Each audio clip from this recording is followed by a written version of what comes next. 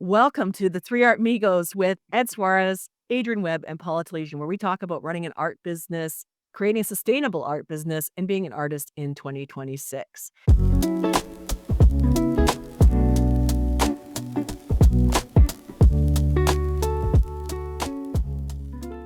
And today we're going to talk about a small variety of things, but with a focus on scalability, because it's not something a lot of artists think about.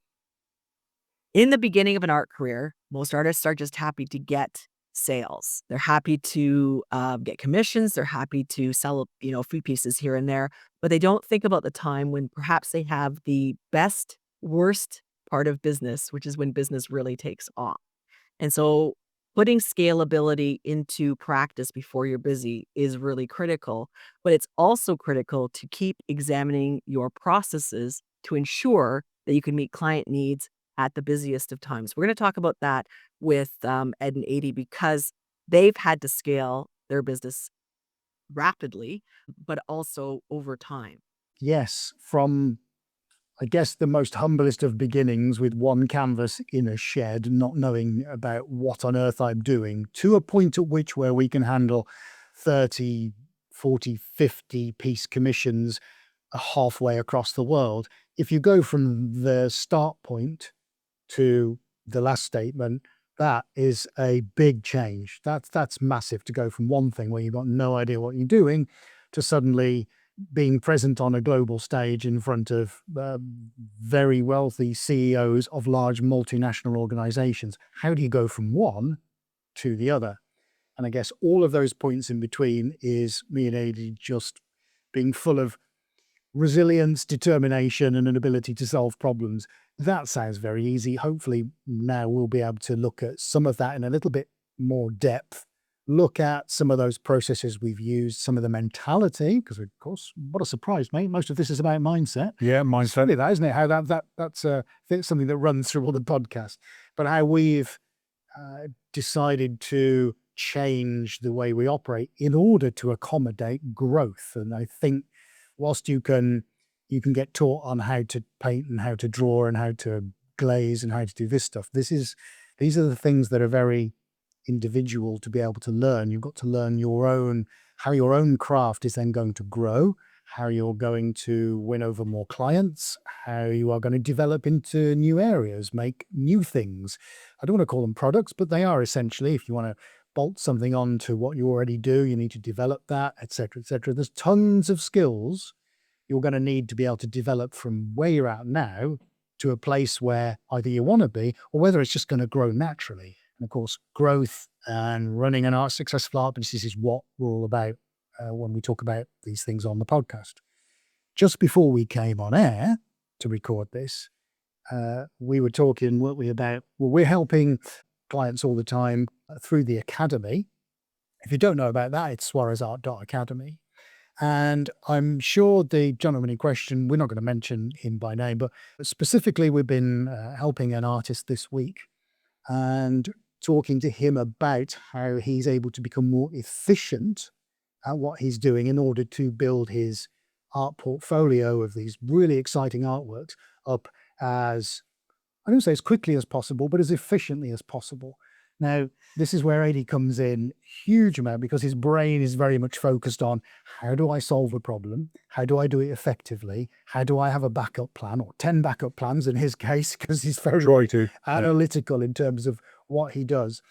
But just to put this into context, folks, I will create and do all that kind of stuff and make sure the mechanics of things run.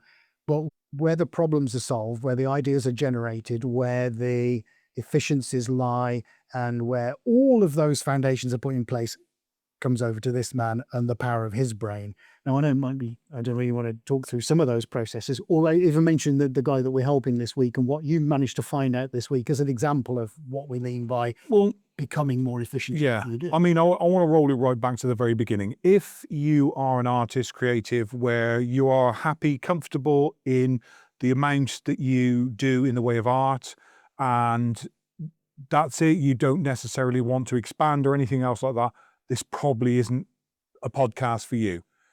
This comes down to how comfortable you are and how much you can get out of a comfort zone. That's the very start of it, because, you say, right, I've got 3 pieces here and I've got 5 people who want 5 pieces. So I haven't got enough to cover them. What do? Do I either A, say to those 2 clients, I'm sorry, but you can't have it? Or do you go, right, I need to get out of my comfort zone because now I've got more people, or I've got more demand, and so on and so forth. And this is where I think it probably started with Ed, and Ed was, doing the artwork by himself in a shed, very small scale. And it started to become where more people would say, oh, I really like that. How do I get one? And it's like, well, okay, I got to start thinking about this. Started running out of room. I was still a plumber at the time. And the first thing was, I've got demand. I need a bigger place. So it was that start. So Ed started to go out of his comfort zone, searching for places to, do the artwork. That's the first place. Then it was, once that place was found, it was started to, expand. And it was like, I need help with putting up certain walls or getting an extraction system and everything else like that. And coming from plumbing background, for me, in my head, it's about mechanics. It's about, I need to solve problems. So that's basically, as I came on board, was sort of problem solving. And it is coming to, who we're working with. They required glass to be sandblasted, and he sort of told us the process, and it seemed quite a painstaking, or quite a long amount of time to be able to get one of these. And I thought, well, surely that could be outsourced. Now, he had tried, and I kind of went down the same route, but then I realized that it's like almost you're asking the wrong question. It's that stupid analogy where you're asking the wrong question. So then you've got to start thinking sideways about, well, okay, so I can't find a sandblaster that's going to do what it wants for me. So can I find a manufacturer that can source the glass and then do the sandblasting at source? Would that be more efficient? And in doing that, he realized that he can get this done much more efficiently in, bulks of 10, maybe, something like that. And his time is then freed up to do other things. And of course, that's what I'm trying to do for Ed is, he says, I want to get on and paint, and I got to try and sort out the other things that go with that, certain chemical sourcing or certain color paints that we're after, and various things like that. And then in the meantime, it's the other stuff that I try to dream into reality, which I try to do quite often. And I find, but it does start with that. You've got to make that leap. And there is a story we can tell about a Dubai project where making that leap was probably about stepping off a cliff, really, wasn't it? That's quite literally what it was. But if you're determined enough to do it, it can be done. A lot of that requires that mental leap of looking at what might feel like an impossible dream, where you are producing 1 or 2 pieces, or you're producing 10 or 20 for a show, and you don't think that it could possibly happen, that maybe you'd have an order for 30 at a go from a client, or you get so busy that maybe you go viral or whatever, and suddenly people want to order commissions and you're booked into next year. This is the kind of thing that can actually break a business if you don't plan for what you think could be impossible wherever you are in your business.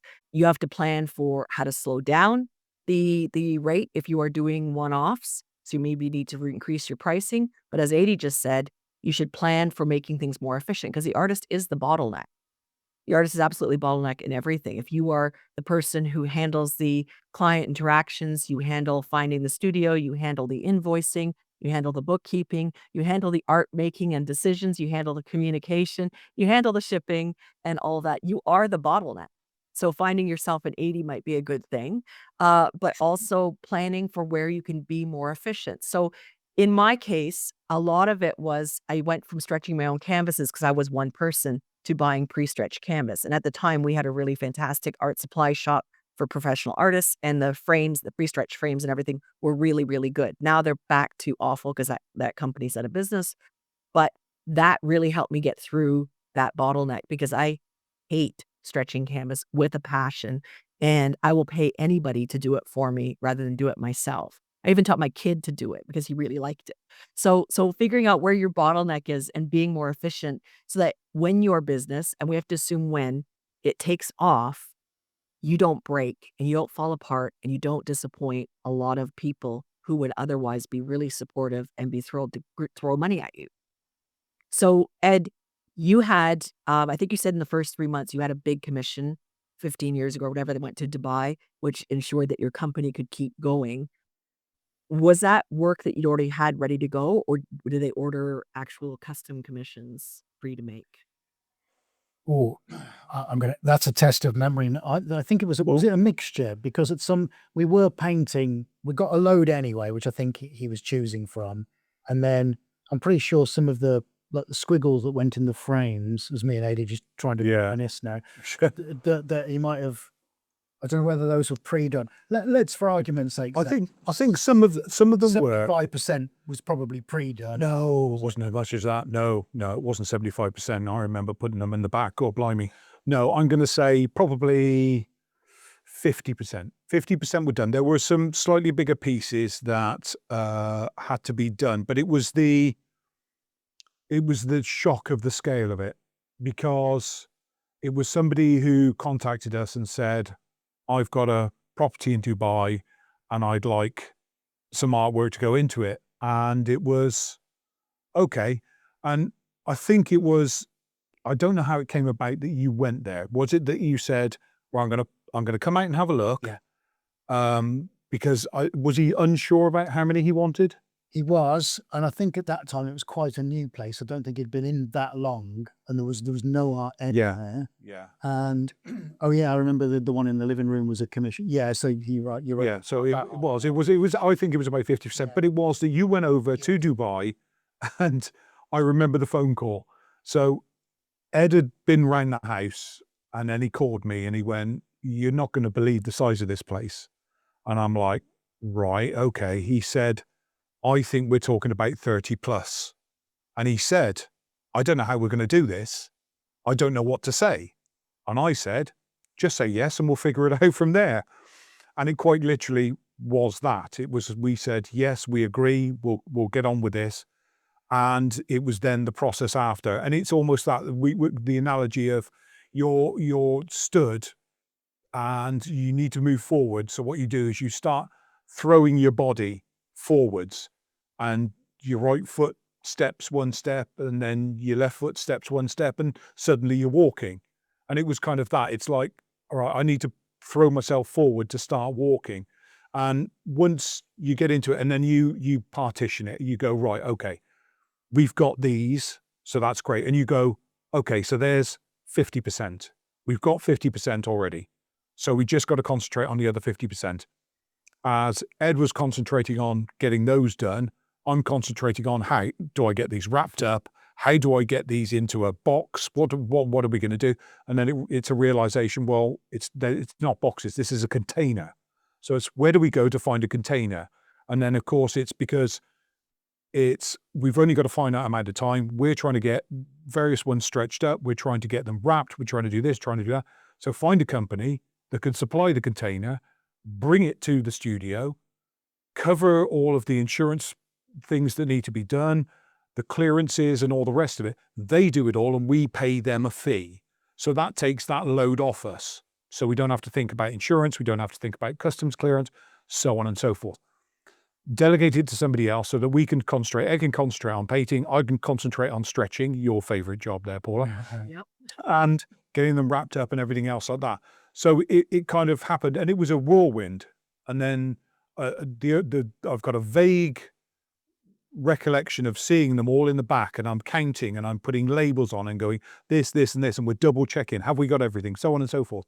And then it's like next thing, it's in a container and it's being driven away, and we're right. Okay, the next time we're going to see those is in Dubai, and it was that. But at no point did we sort of stand back and go, oh, we're doing this. It was only when everything was done and we sat back and we went, we did that. And you go, I can't believe we did that. But you then realize that you do, you can. It's that leap, taking that leap. And it's that, going outside your comfort zone. And it certainly was for both of us. It was outside the comfort zone for somebody to suddenly say, And this is quite early on, I think, in context, because it was the first big job. yeah, I mean, it was. this was in the Stroud studio. So the first what I call proper studio, where there's a proper multi-year lease and you're dealing with a proper organization, not just a bloke with a ton of, with an upstairs and they're all partitioned off as art studios. This was, we're in the proper commercial game here now. I'd quit my job and all those other things that go with it. So, this is proper, this is big time. And that job came upon us before we'd done any big multi-piece jobs before. So that's the one that taught us right from the ground up. Right. Yeah. We have no roadmap for this. No, we can't download a PDF on how to do this because we haven't done it before and there isn't one that exists. No. Therefore, somehow between us, we have to figure this out. And it all starts with a, yes, of course we can, Mr. Client. Yeah. And then as I get back on the plane, all hell breaks loose. Yeah. And it was, Ed had taken dimensions and everything else. I'd said to him, look, make sure you take measurements from top to bottom, left to right, take as many photographs as you possibly can with your phone, video if you can, everything and anything possible to give us a better idea as to what we were doing. So all that was done. One of the other things as well, and the client sort of landed that upon us, was, oh, by the way, my walls are this special polished concrete and you can't drill into them. And we've got to hang how many paintings? 38. 38 paintings. 38 paintings on walls that I'm not allowed to drill onto.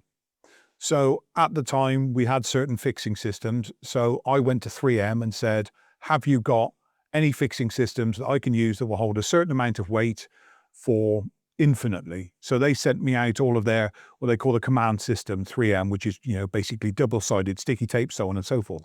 So to test those in between everything else, and this is how into the deep end we were thrown, I'm sticking these things on the wall. I've got old weights from, doing push-ups and pull-ups and press-ups and all the rest of it. And I'm hanging them on wire on these command 3M systems. And over the course of 3 months, every now and then we'd either be in the office or the back room or something like that, you would hear bang, as one of these things fell on the floor.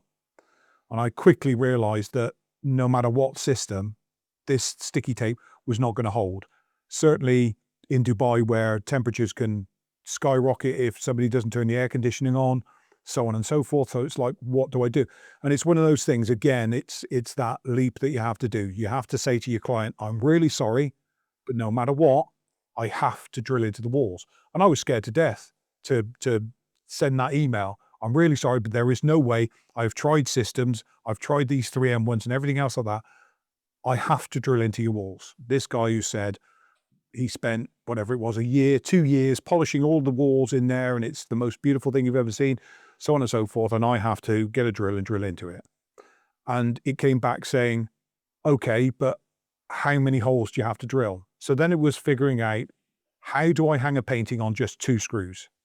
So that came about, was working out a system on how to hang a painting that's 3 meters long, 1.5 meters tall on 2 screws. We figured that out on how to do that, what the best practice was, and went back to him and said, look, 2. Each painting, 2 screws, 2, that's it.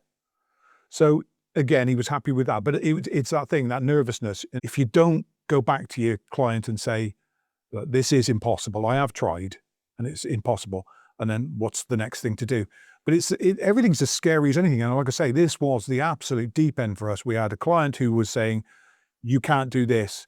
We had a client who's saying, I want 38 pieces. A client who's saying, I want them halfway around the world. All of these ones. And we were just like, oh my God. And it's that test of fire. I think that's what it ended up being, was that test of fire. After that, it was like, it's a doddle. Yeah. You want 10 pieces in London? Easy. Everything else is a doddle after that. So we were a little bit, for want of a better word, blessed with having that happen, because it really did. It was the most extreme possibly you could get at the time. And so everything beyond that, then we were kind of more comfortable with, so to say. But yeah, it taught us so much that, just that leap of faith. Are you really upfront with the clients in the larger commissions saying, like, actually, we are going to need the extra time because of the sheer volume of work you need? Generally, I found that clients are very unless they're working on a deadline, which we'll talk about, then everybody's really relaxed and cool about it. Yeah. We'll try and give some approximate kind of timescales, but none of it is an exact science. I kind of know how long a painting is going to take to dry, which is fine. And then we can send that photos of that and some Photoshop renders over to the client. But here's the kicker. This entirely depends on how quickly the client can come back to us once they've had a look at what we've sent them. So with the latest one that we've got, I haven't, when I came back from New York, having measured up, I didn't give any timelines as to when you'll get the first wave over. And I think this is 31 canvases. I didn't give any timelines, just said, well, we'll get onto it and we'll be back to you as when it's done. And like, yeah, okay, fine. Will it be before Christmas? I'd imagine so. Yeah. So this is back in July. So that's as woolly as that one has got. But then I think much of this is very much client specific. So talking to the client front facing when I was there in their offices, there wasn't any sense of urgency from them. So I knew that we could be quite relaxed about this. Ergo, 6 months, 5-6 months, could we have something sort of done by November, December? Yeah, I reckon so. And that's what we did. Prior to that, we've had a client come back to us a couple of times. We've done their New York office and we've done the first phase of one in London.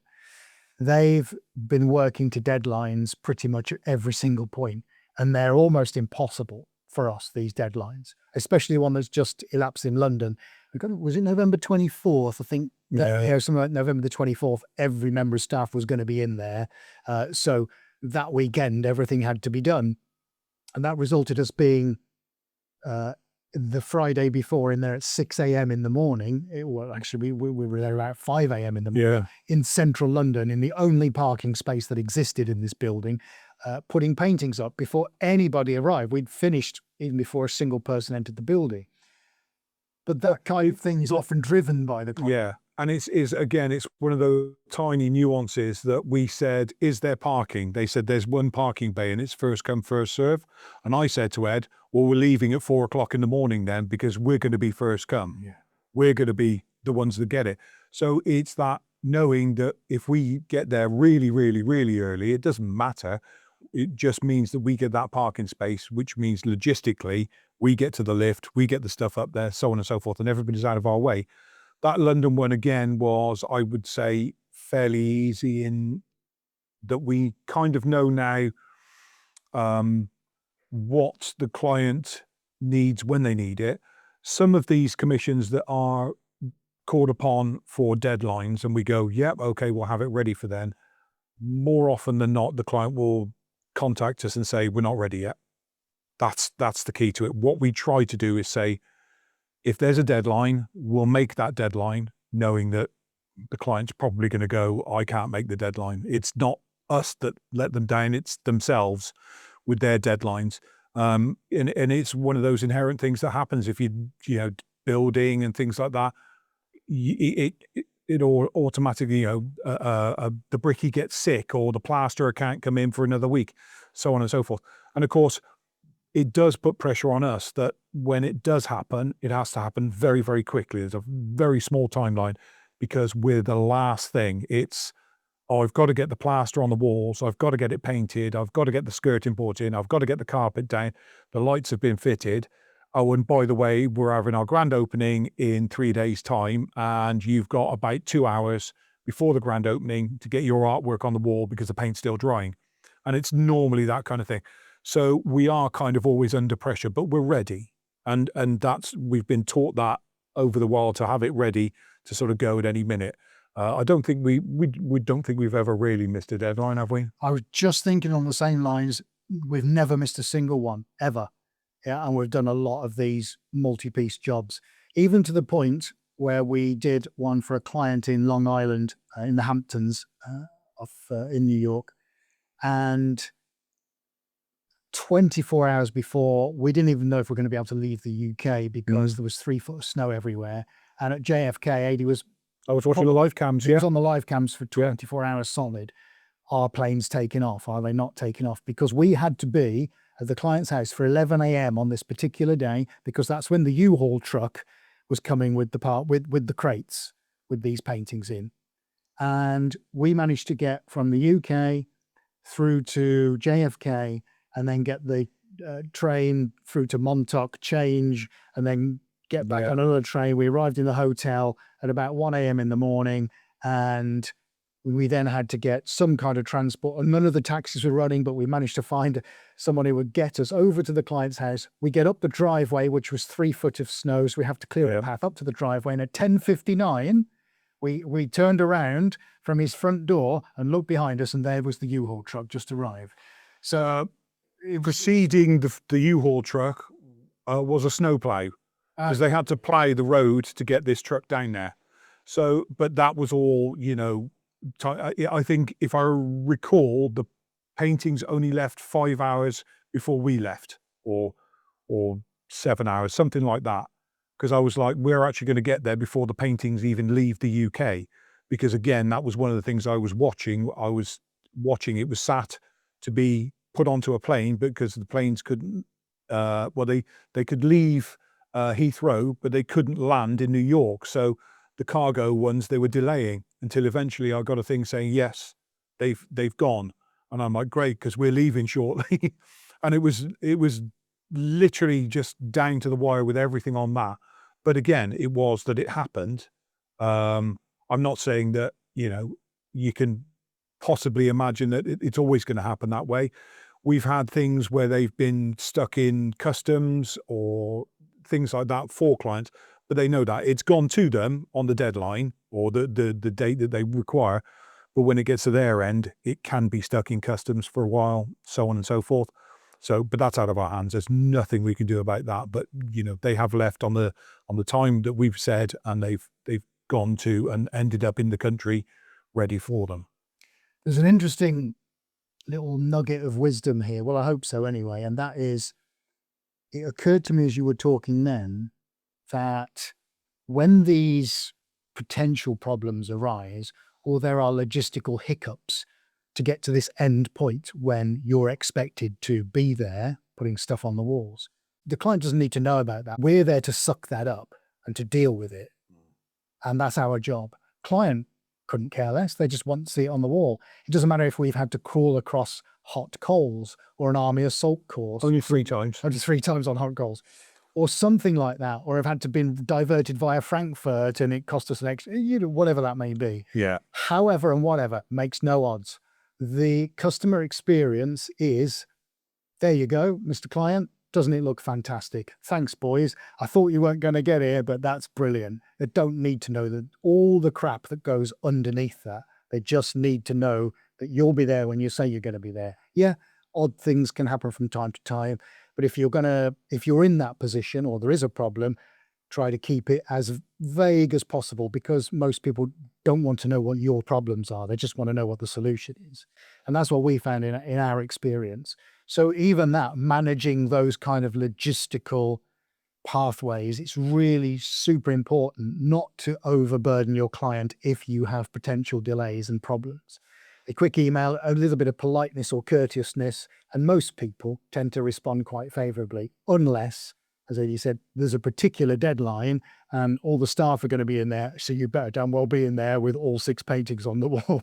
That's a slightly different dynamic. But ultimately, us as creatives and as business people have to manage the person at the other end, because they're the people paying the money. Yeah, it's that nice, smooth transition they want. They can tell the story about finding you as the artist, and say it was a commission and they commissioned certain colors, and they'll chat to their friends at the dinner table about that kind of process. Whereas you get the story about, oh, do you remember the time I had a deadline of X, Y, and Z? And you tell that to your friends down the pub or at a dinner table, so on and so forth. It's 2 stories to be told.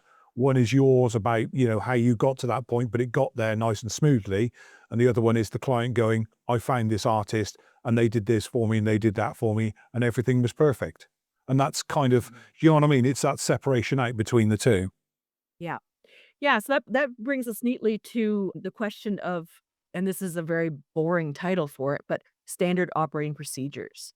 So having a set of procedures that you would do in certain cases. When you get a commission, do you have any kind of onboarding that you follow, that maybe you've recorded, this is what we do, these are the forms we send to the clients, or do you sort of wing it? When you get a major commission, do you have a checklist that you go through to make sure that you know what the client needs? Have you set those up to help you create success, or do you just keep that in your head in order to deal with your clients? Very much keep in the head. That's probably for several reasons. Firstly, and I don't want this to sound like we can just remember everything, because we can't, especially as we're getting older. I forget where I live some days of the week. What? That's why he has to wear a name badge. Yeah. So I can remember. Hello, Otherwise, I'm Adrian. How can I assist? so many of the commissions that we find ourselves with are so different from the one that's gone previous that I don't think you can have a spreadsheet or a method of working for each and every one, because they all present their own unique opportunities. And every person that's on the receiving end of asking you to do something is equally unique.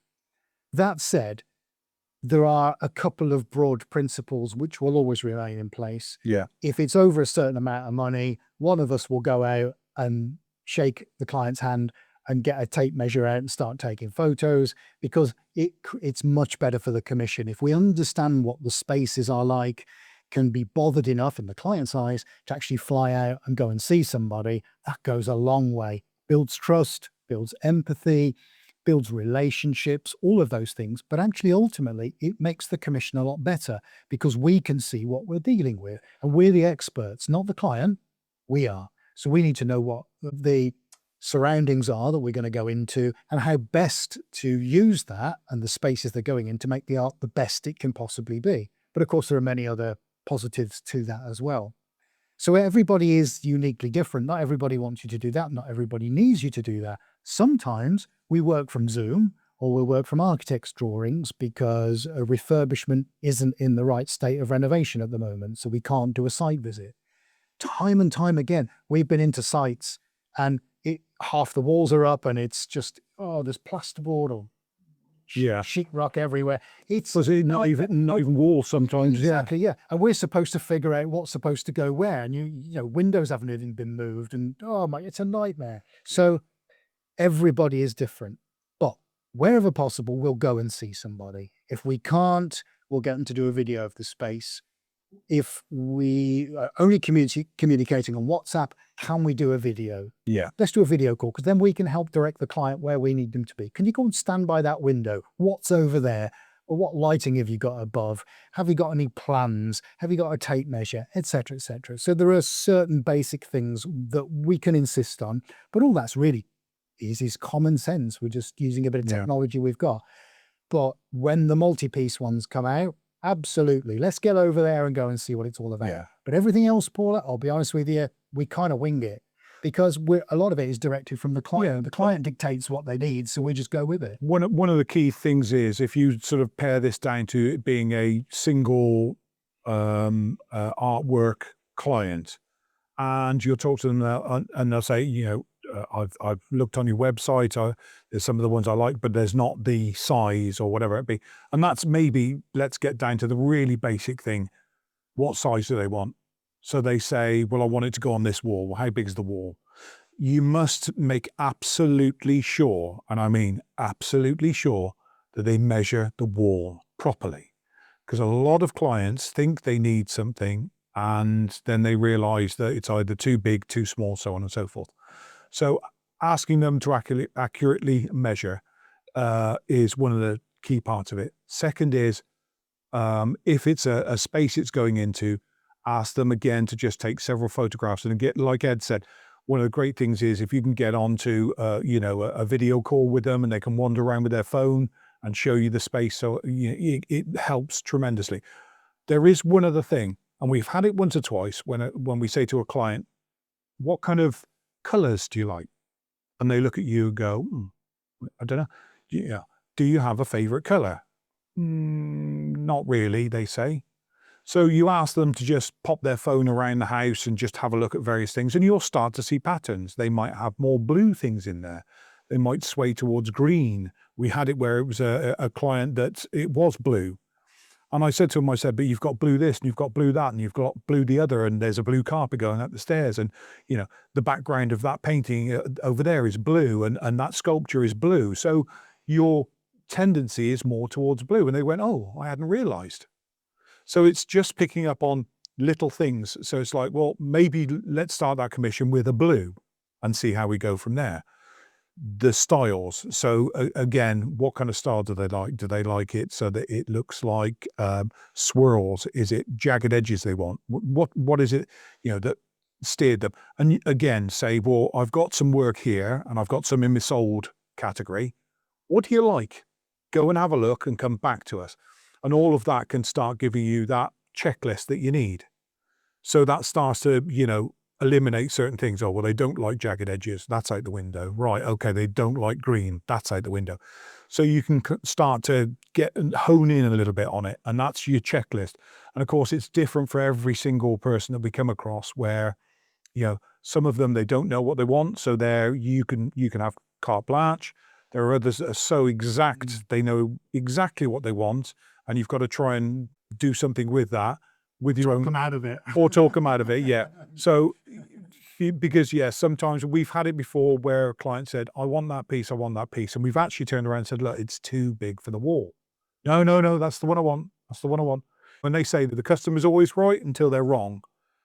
So one of the good things is that, and I don't expect every artist to be able to do it, but Ed will go onto Photoshop. We will take those measurements they've given of the wall. We will put in that piece and show them just how enormous it looks. The other thing we've asked clients to do before is get some masking tape and just mask out the size on the wall for them to go, oh, Ed, you're right, it's far too big. Get them to imagine how this is going to look, or, oh, I didn't realize it was going to be that small. I'm going to need something bigger. It's all these tiny little things. The checklist, like I say, is up here in the head for me and Ed. And I suppose it's a lucky thing for us because it's just what we do. But if it was a checklist, it's about, what styles do they like? What colors? What have they liked of your previous work if they go onto your website? And have that as your checklist. And eventually that checklist you won't need. It'll be up in your head and you won't need it. And it'll be nice, smooth flow with the client about how to deal with it. I just want to mention website. Great point there. Your checklist, whatever you have, if you have it on a document or whether it's in your head, put those basic points on your website under the commissions, on the commissions page, because what that does is two things. It manages your client's expectations, so you can direct them to there. So when you're replying back in an email, thanks, Susan. Yeah, go and have a look at the commissions page on the website. You can look at it at your own leisure. It explains everything and how it works. That manages the client's expectations, but you can also follow from that as well, because that's exactly what you're going to do when Susan comes back and says, great, fantastic, what do I do next? Well, you go to the top of the page. Okay, so we're going to do this, we're going to do that. You're going to pay your deposit, and then in 6 to 8 weeks' time, I'll be sending you some photographs.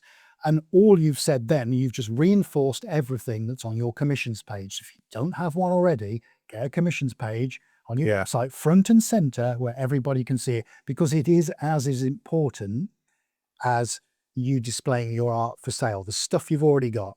So you've got an art for sale section, get the commissions right next to it, because if they see one little glimmer of something they like, but it hasn't got the right color or it isn't the right size, the commissions tab is, or page is right next to it. So they can say, that's what I want, but it's not quite right. Click here and you can have exactly what you want. But at that point, when they land on that page, you are managing their expectations about what you're offering as a creative. So you're letting them absorb that without you having to regurgitate it every 5 minutes. So I think that's another little nugget. Go and revisit that page. Make sure it's clear. Make sure it's simple to understand. Make sure it follows a process. Make sure you're thinking about it from how the client sees everything, not from what you expect. Do this from what a client sees. Simple, effective, no dramas, easy to do, with a phone number and a contact form. And do it today, because honestly, that can pay so many dividends. Yeah. With the understanding that you should also have your email address there, because contact forms can fail silently. And so your clients may be thinking they contacted you and your contact went nowhere. So I'm not a fan of contact forms per se, but definitely having the ability for people to reach out to you easily.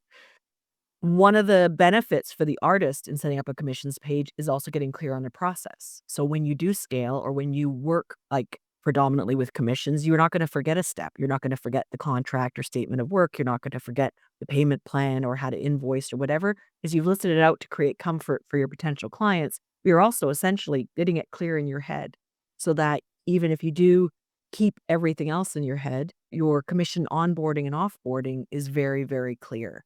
And that helps with scaling because clarity around our business systems, again, which sounds horribly boring, but it sets you up for success. Having that clarity is critical when things get busy because you want them to get busy. I've never met an artist who said, actually, I only want to sell one painting a month. The rest of the time I'm going to be in Tahiti.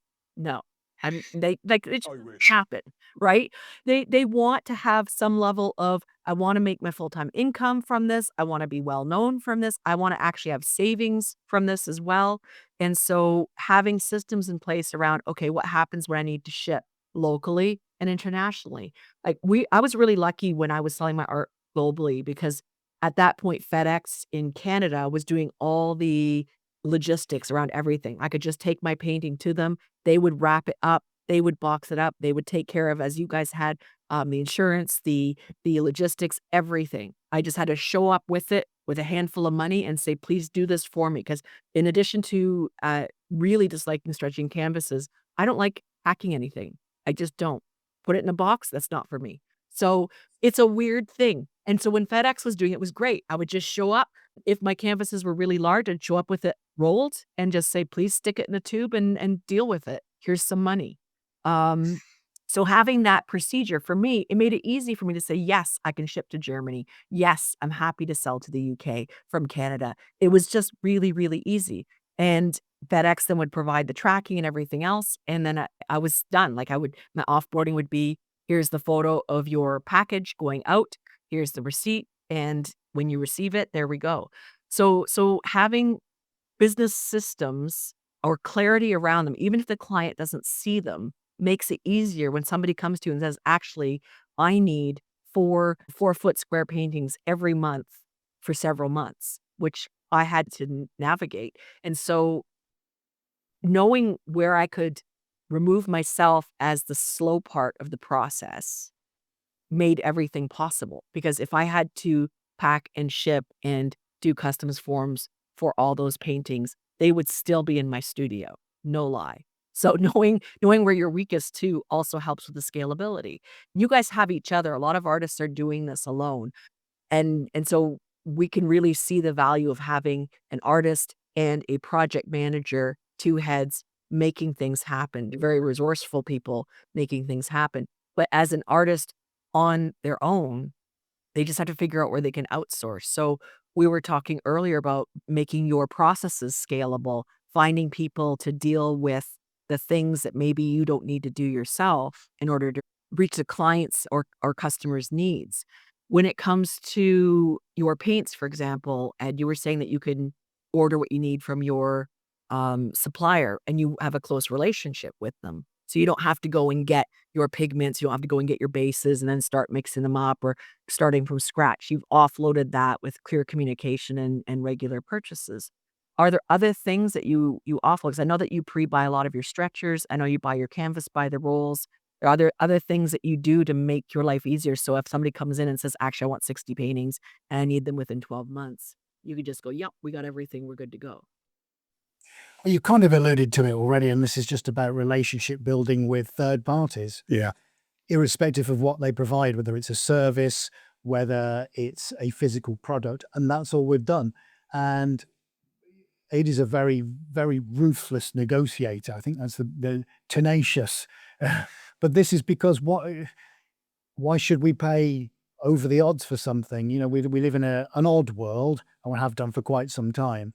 And there is room for everybody to negotiate. We negotiate all the time on stuff incoming and outgoing. That's just part of life. So being able to do that is a real skill.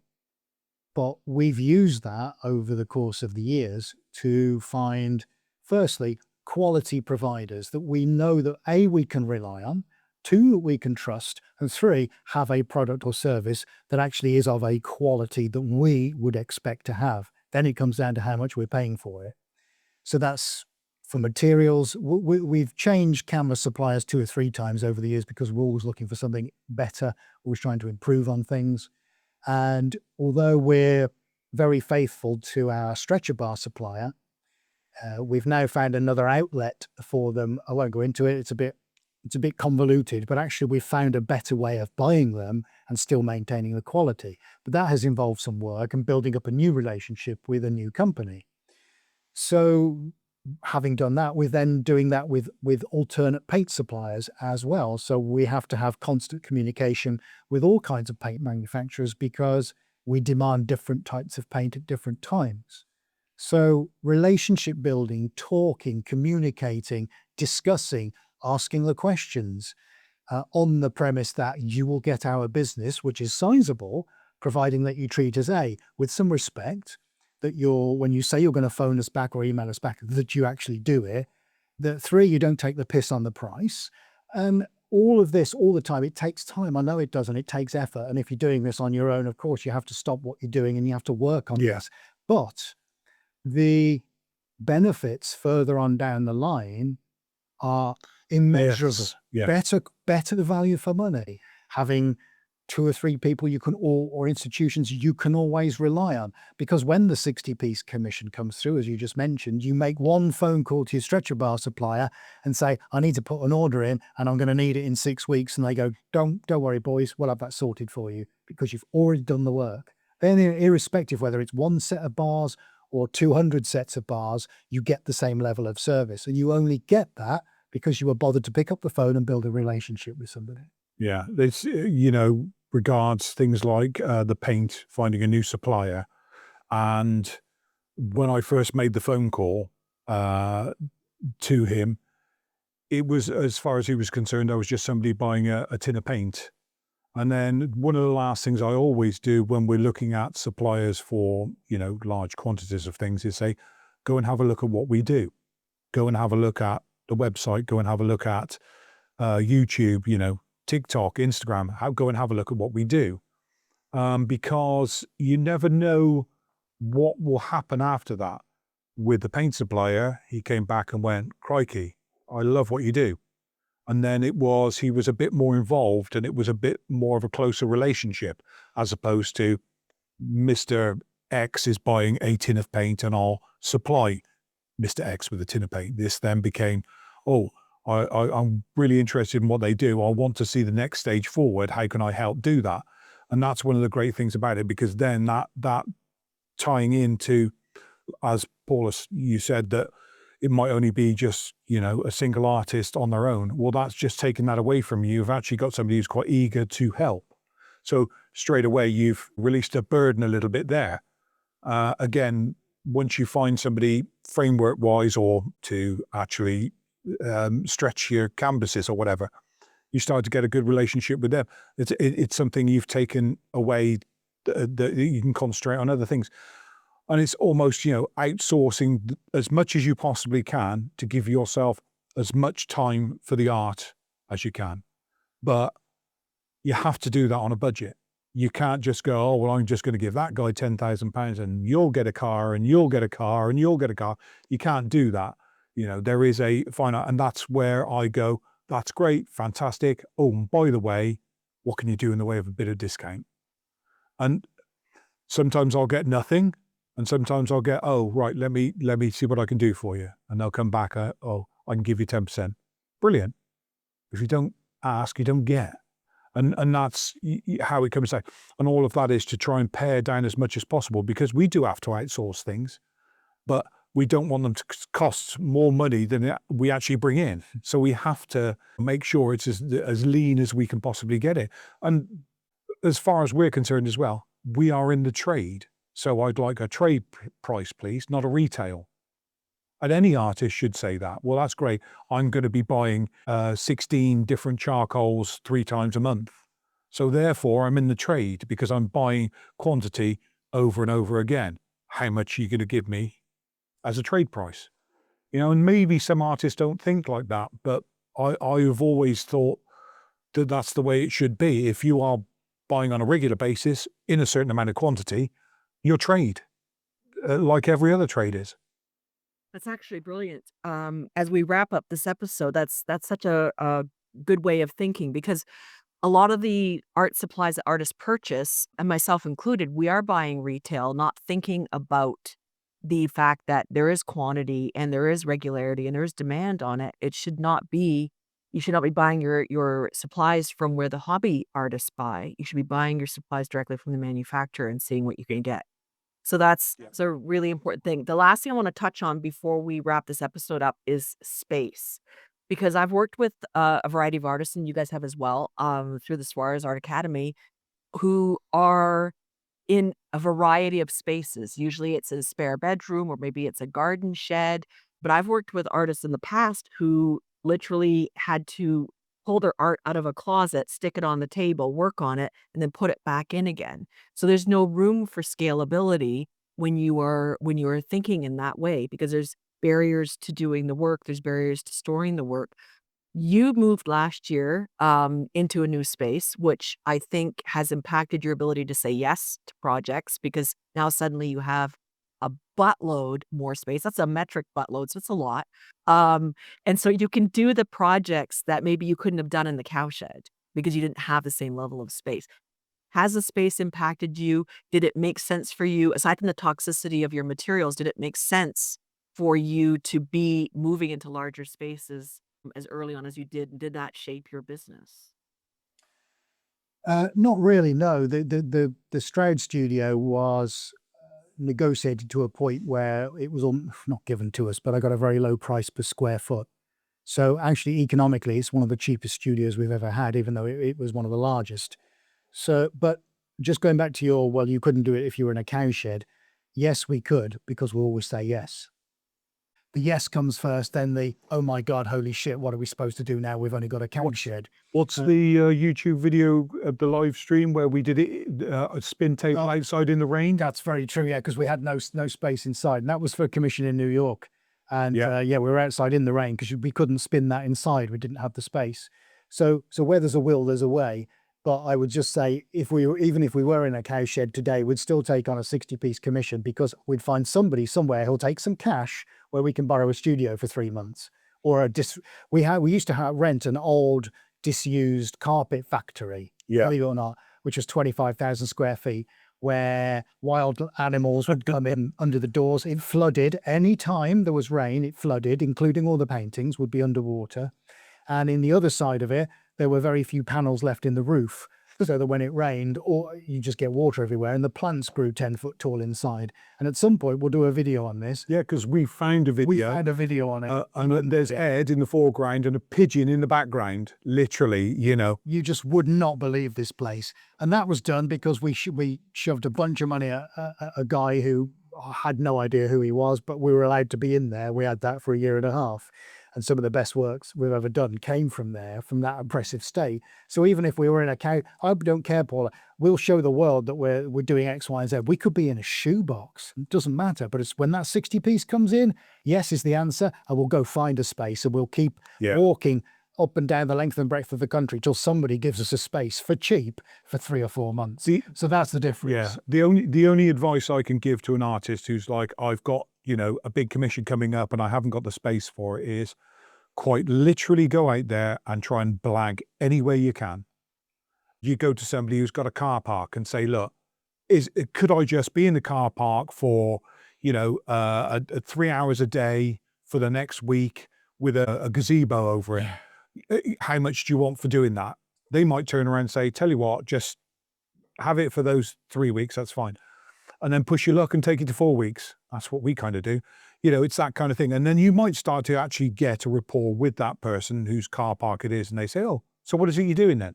Oh, well, I do this, I do that. There is no reason why you can't trade, you can't barter. Oh, I'll tell you what, I'll do you a nice little painting for you and the wife if I can be in this car park for the next 4 weeks with a gazebo. Okay. If there's a way, find it. And if there is a will, there is a way. And that's how we've kind of done what we've done. We just push the boundaries as hard as we can and blag what we can, so on and so forth.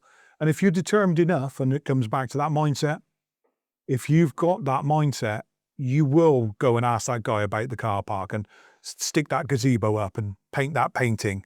It'll happen. Basically, it comes down to our brains find a lot of reasons to say no. The trick is to actually look for the reasons to say yes and change our thinking. Because a lot of people think that things are impossible or there's no way to find a way. And you guys are saying and have said through this whole episode is if you want to be scalable, you've got to go and not focus on why you shouldn't do something, but why you should, and then how to make that thing happen, whether it's through business systems or whether it's through just being incredibly resourceful. That is what you need to do. So there we go. Anything else before we wrap up? No. Excellent. All right. So this has been an episode of the Three Artmigos with Ed Swarez, Adrian Webb, and Paula Telizyn. And we want to hear from you. What do you think about the idea of planning for when your art business is scaling? What do you think about putting systems in place or communicating better with your clients? What do you think about being resourceful? Please put comments in the comments below wherever this episode is that you're listening to. And don't forget to like, subscribe, and share for more exciting episodes as we go through and talk about everything about running a professional art business in 2026. And we will catch you in the next episode.